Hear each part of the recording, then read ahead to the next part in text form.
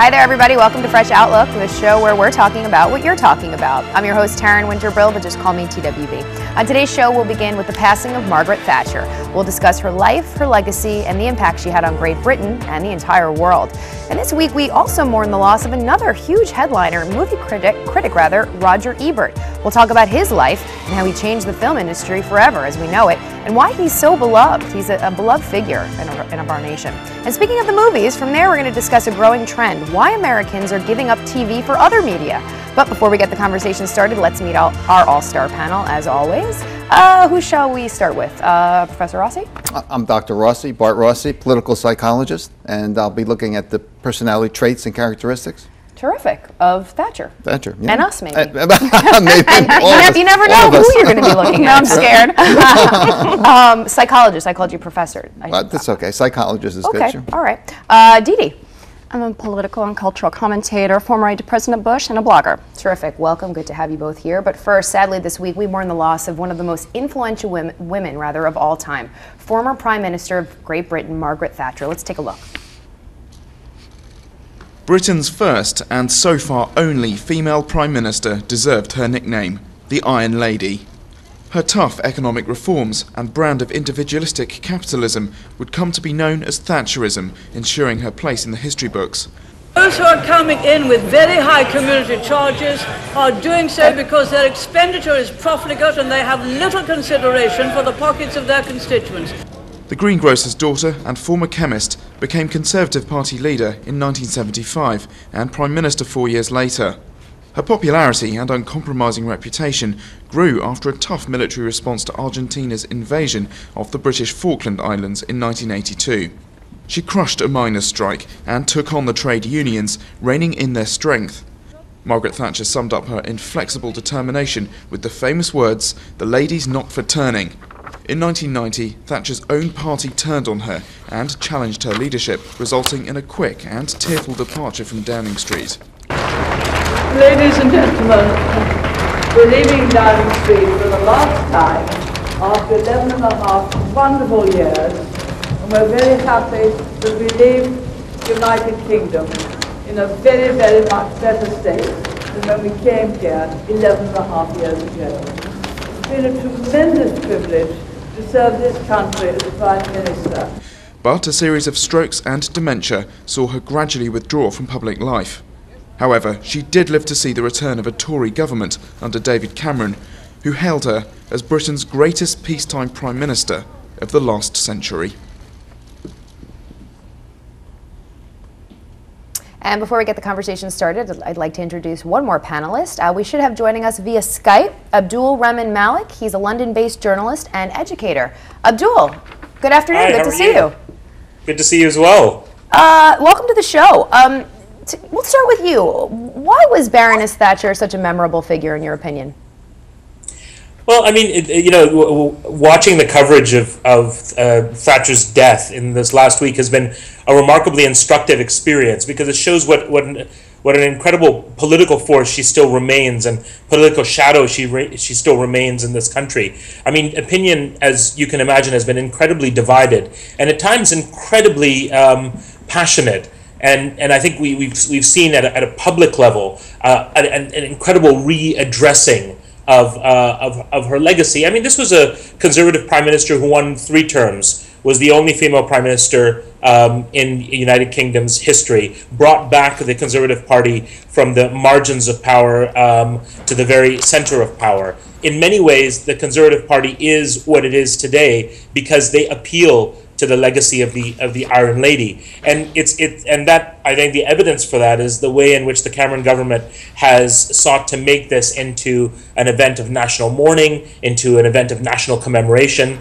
It's also interesting to see how critics of Thatcher initially, in the first few days after her death, were seemingly silent, saying that one shouldn't criticize the dead and one should focus on the achievements of an incredible woman. It shows that that Thatcherism, at the very least, and what came after Thatcherism, still continues to have a remarkable effect on the Yeah, United Kingdom. it's a movement, exactly. It's even when you're gone to the other side and you've passed, you know, you're the Thatcherism. You're now a noun, not only a person. It's incredible. That's good. Thank you. So let's open it up to the panel. Just your thoughts on why she was such a memorable figure. I think of personality first. I know her policies are very strident, very conservative, but I think she has the characteristics of a winning personality. What I mean is she was always comfortable in her own skin. She was fairly consistent, for sure. She didn't really discard people, you know, get rid of people. She also projected the fact that she was a good listener, even though she always wanted it her way. But kind of like Reagan was always a very good listener. They were very good friends. So I think that she had a lot of the traits that I look at in terms of a winner, a winning personality. But do you think the British people elected her merely on her personality? Or do you think her personality overshadowed her policy in terms of why people voted for her? Well, when from I your say, perspective? good question. When I say you. personality, though, I don't really mean likability. Okay. I'm talking about the dynamics of how someone projects themselves with all of those 4 qualities. So if you take a look at those qualities and you look at her, she's a winner. And I think that, sure, some people didn't like her extremely conservative points of view, but yet she did come across extremely well and presented herself as somebody consistent and really comfortable in who she was. Abdul, what do you think about what Mr. Rossi's saying? I mean, there's no doubt that Margaret Thatcher was a remarkable personality. I think journalists and colleagues and foes have been commenting this week on the kind of individual she was. But, you know, we're a parliamentary democracy in the United Kingdom.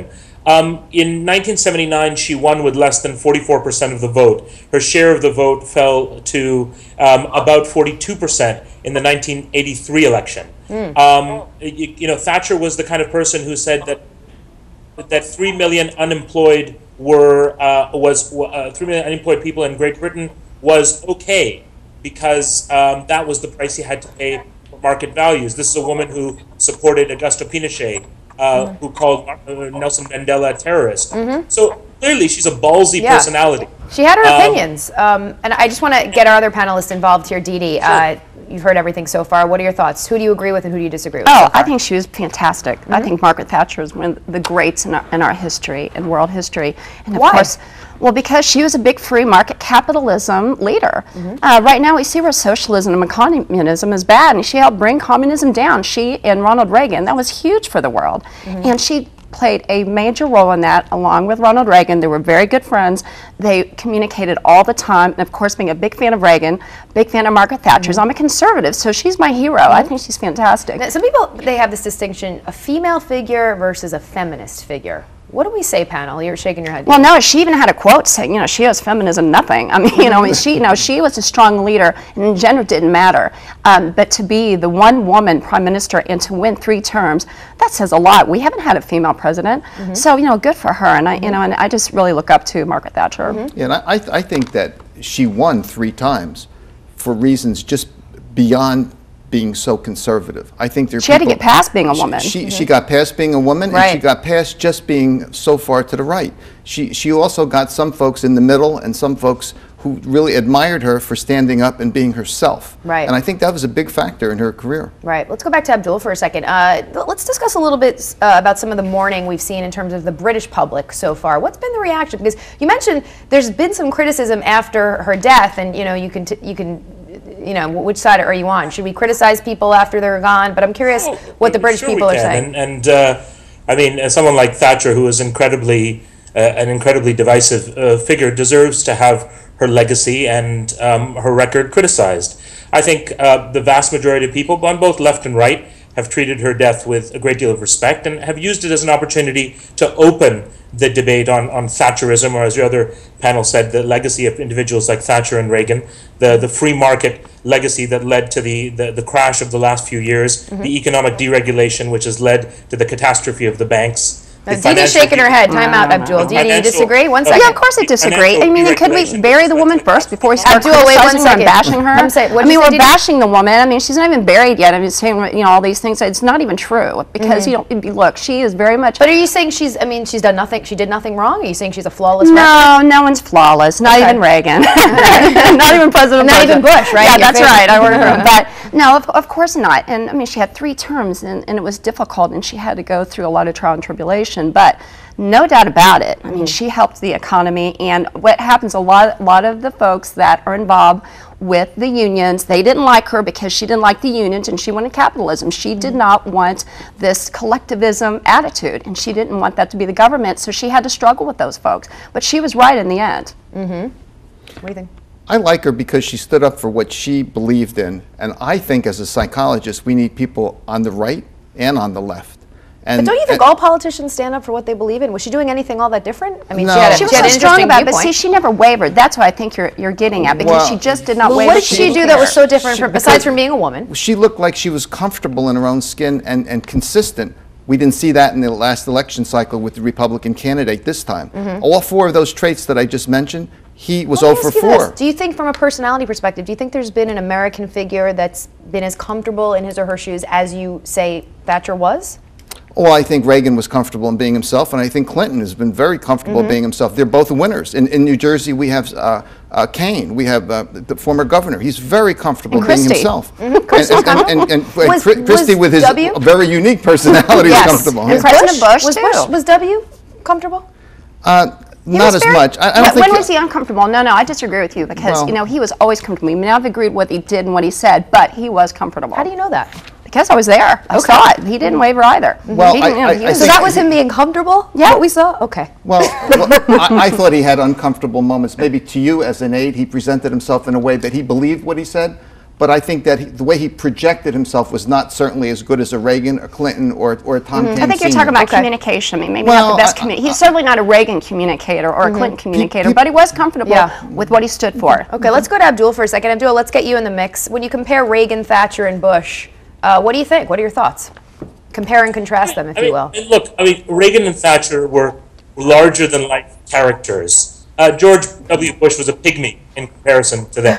And, you know, I'm glad you're not here. Let me tell you what, I'm glad you're not here, mister. Dee just said she's glad you're not in the studio, because boy, would she have it. That's fine. I mean, someone like Didi would obviously support Thatcher's position on Nelson Mandela being a terrorist, or supporting the dictatorship of Augusto Pinochet. Do you support that, Didi?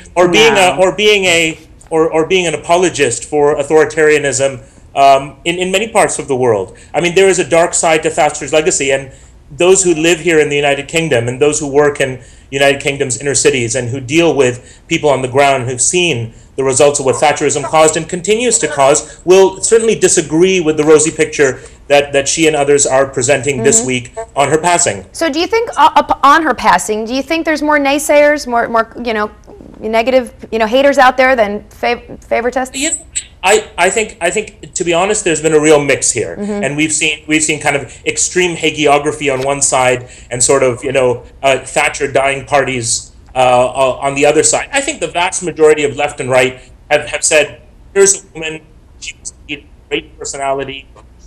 Well, you know what, Abdul, we're going to have to go to break. We're losing you, so we're gonna work on his connection. And when we come back to Fresh Outlook, we're going to get his connection back and continue the conversation on the legendary Margaret Thatcher. What's your position? Think about it. We'll be right back. Nice job, guys. Very good. Yeah, I pulled that plug. Did you see it?